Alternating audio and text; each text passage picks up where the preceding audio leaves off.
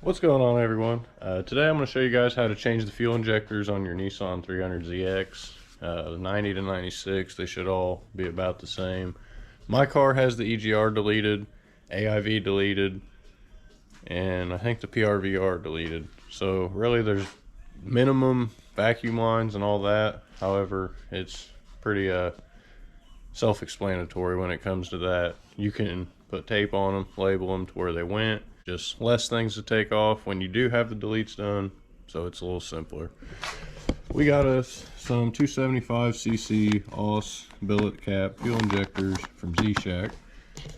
Definitely a recommendation. They're half the price as OEM, and they're going to function just the same. Plus, you have the billet cap that's not going to fall off and possibly hydrolock your engine. But I believe off the top of my head, you'll need about 10 mil, 12 mil, possibly a 14, but you do need pliers, flathead, Phillips, and maybe a hammer or kind of whatever. Unless you have a fuel line disconnect, I recommend pliers and a hammer to remove those. First things first here, you'll want to remove your gas cap, or at least let all the pressure out of your system. Oh, wrong way. So that way when you disconnect your lines, you don't spray fuel everywhere. So it could possibly get in your eyes. Don't ask me how I know. Disconnect your battery. Just because we're taking grounds off of the wiring harness, and if by any chance you turn the car over, you will fry the computer. Take your 8mm, remove both your intake pipes. It's totally optional if you want to remove the whole pipe completely. It's fine just to undo it here only. Also on these intake pipes you have these spring clamps. You'll need to remove them as well. You definitely need a 14mm because you've got all your throttle and cruise cables. Remove them next. Pull your linkage up. Pop the little spring out. Or the ball on the end.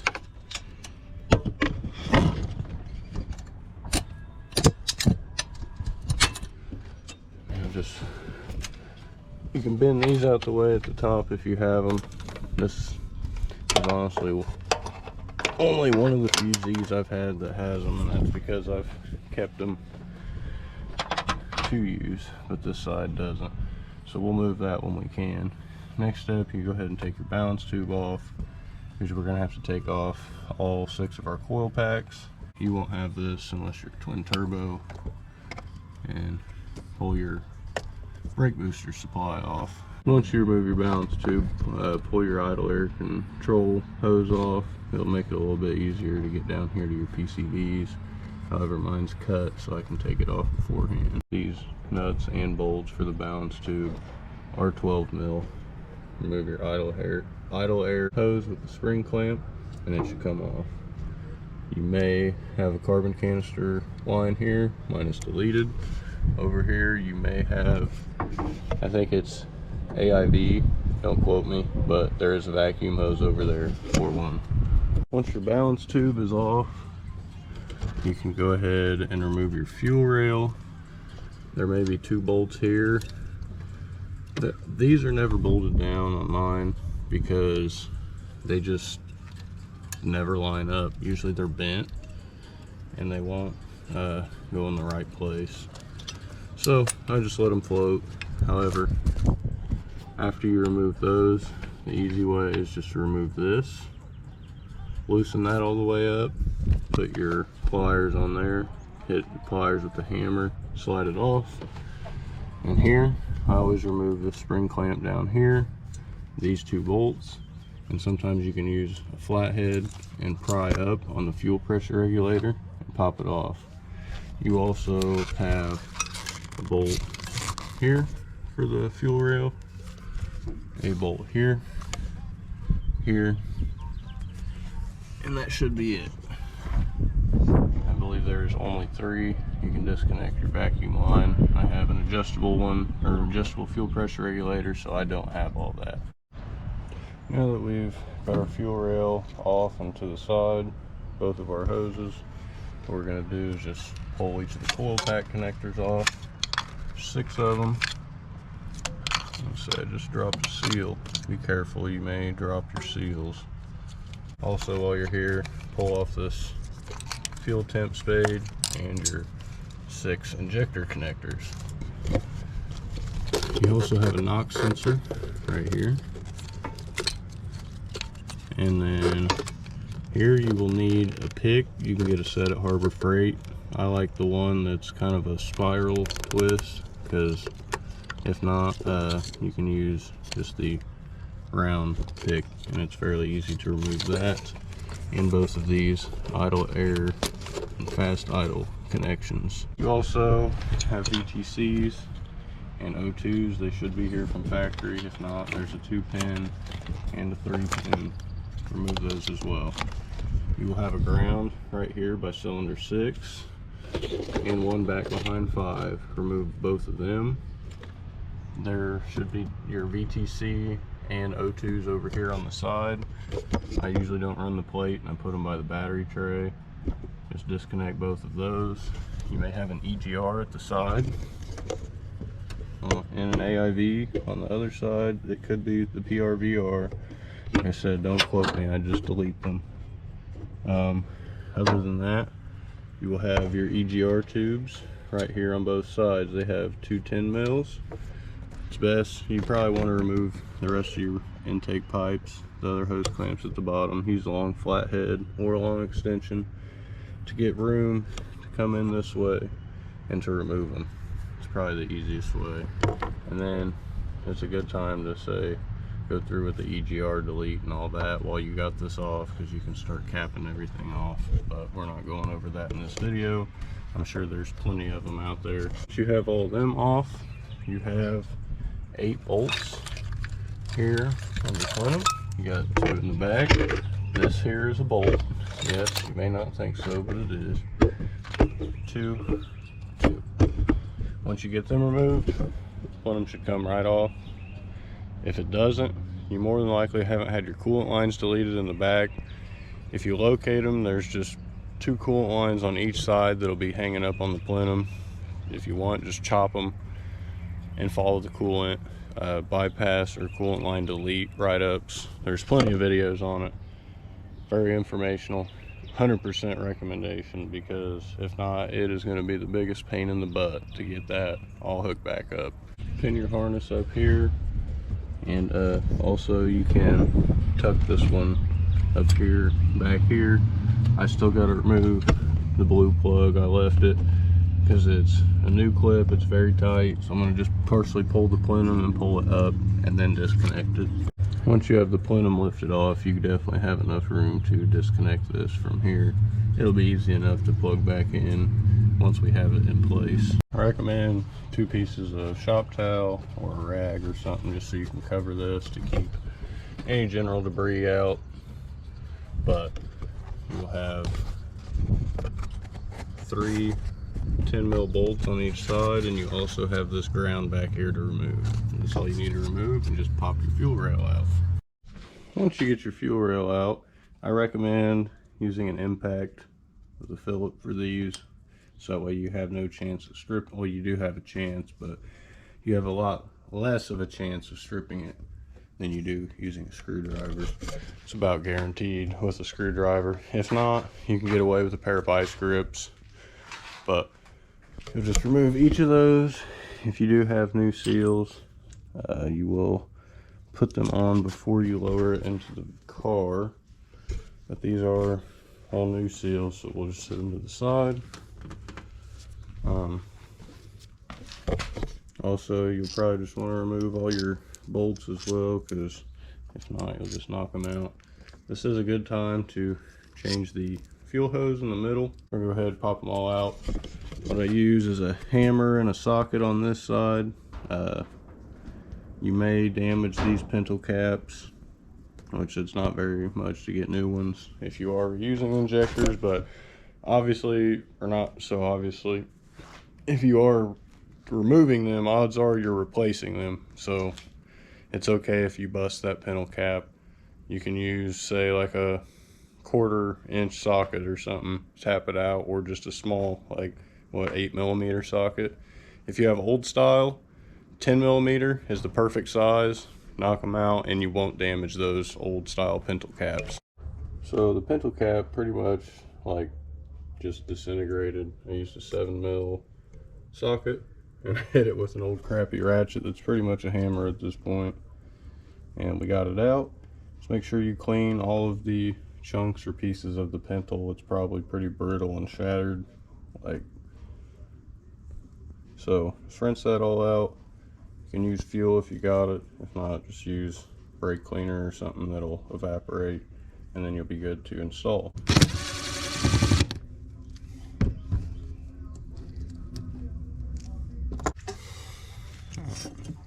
So this is how I remove fuel injectors. Always make sure the injector is somewhat suspended in the air.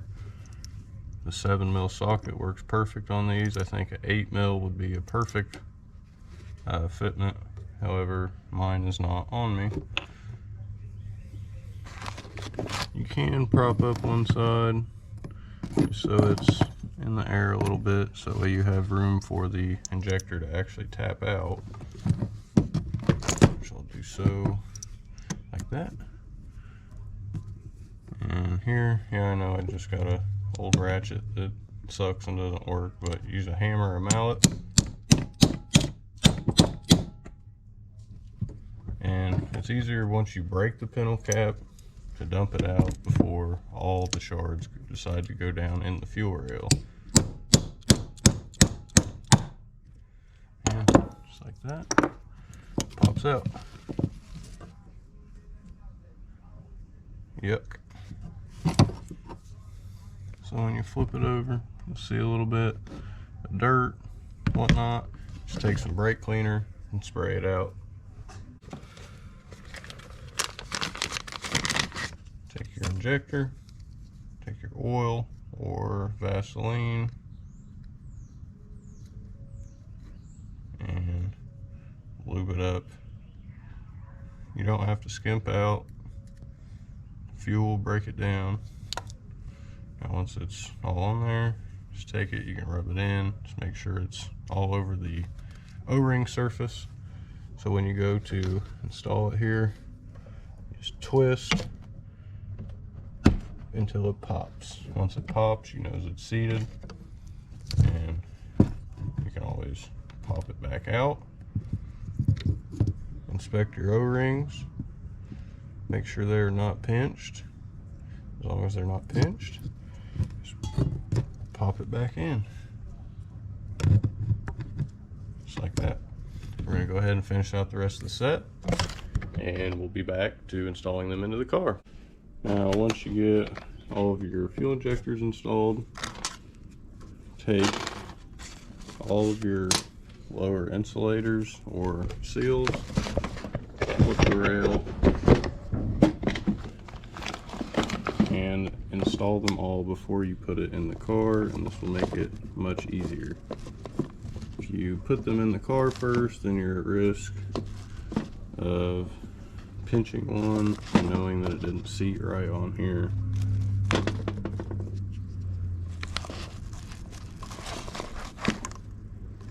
Make sure they're all flush. And once we have them on, take your 6 mounting bolts and put them back in where the insulators are at. These little 2 black pieces, I believe, are the insulators. Technically, I always want to call the lower rail seal the insulator, but that's not correct. Pretty much all this is going to be straightforward. All we're doing is returning the car back to how it was. Pretty much just putting everything back where we took it off. First, just lay your fuel rail in spot, and then you will want to connect your ground strap right here on top of this bracket, and make sure you do not forget it. Now that the fuel rail is tightened, put your knock sensor right here. You can go ahead and mount it. Pull your VTCs out the way, and go ahead and grab your plenum and put it back into place. Make sure your intake's out the way, or else it'll push on your throttle body, keeping it from sitting. To reinstall your plenum, you're going to want a torque wrench. I believe the torque spec is 12 to 15 foot-pounds. I always go to 12, just so I have a less chance of stripping the plenum because it's aluminum. You can just go hand tight, especially if you're NA, it's not a big deal. But especially if you're turbo, you definitely want one of these. Regardless, you want one. It's only 20 bucks at Harbor Freight. May not be the best reading, but it's gonna do the job. Your torque sequence, I believe, will go here, here, here, here, here, here, here, here. Just kind of like spiral your way around. Once the plenum's torqued down, what I recommend doing first and foremost is getting to your PCVs. What in the heck? Somehow my PCV already connected itself. I've never had that happen. That is super strange. And it didn't pull off the back. You want to reconnect both of them, because once you start plugging everything back together, you'll begin to have less room. I believe my PCVs are bad, considering that they're building up enough oil that I can dump out of them. So maybe that's potentially what a little bit of our oil smell is. After you get those on and your hose clamps on, put all 6 of your coil pack back in the engine. And while you're at it, you can hit these 2 connectors in the back.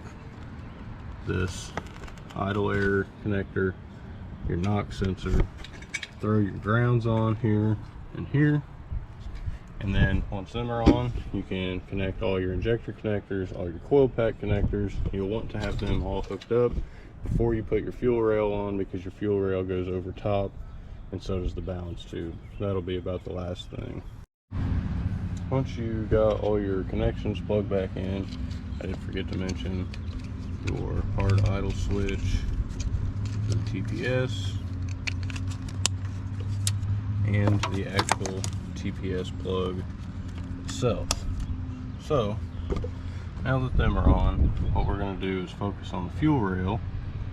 So just pull this one back up. If your hose doesn't go on, a little bit of oil coating the inside of the hose, like this one, it's not wanting to slide well.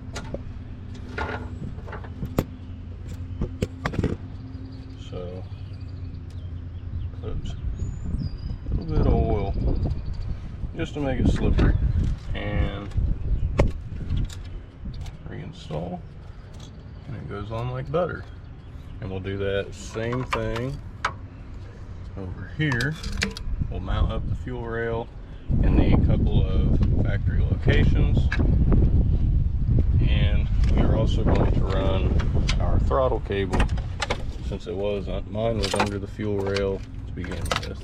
While you're here, you can go ahead and throw your brake booster hose back on, as it's pretty much done all in this area. Now that everything else is on after the fuel rail, if you've lost your balance tube O-rings, make sure to put them back. You can go ahead and place your balance tube on. At the same time, you can come around, tighten your front intake pipes up. You can slide your PCVs back on, and then you can reinstall your idle air control valve hose. The balance tube should be 12 foot-pounds of torque for your torque spec. If you have damaged threads, it'll be a little bit less. Just please be very careful here. It is very easy to strip these threads. Also, make sure your grounds are on. Once your grounds are on and all is hooked back up, you will be able to hook your battery back up. Now there's no risk of damaging it.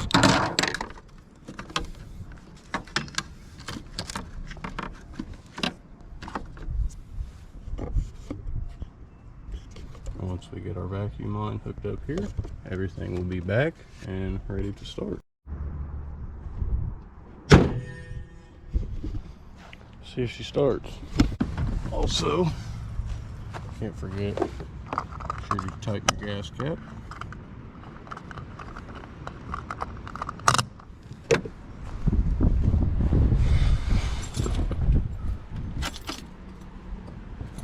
primed. Get your clutch on.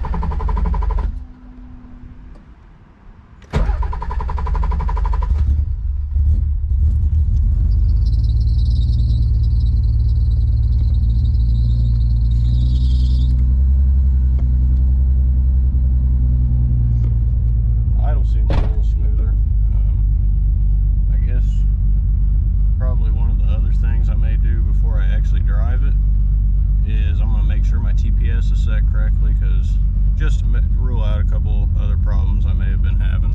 But anyways, that's pretty much it for this video. That would be how to change your fuel injectors in your Nissan 300ZX.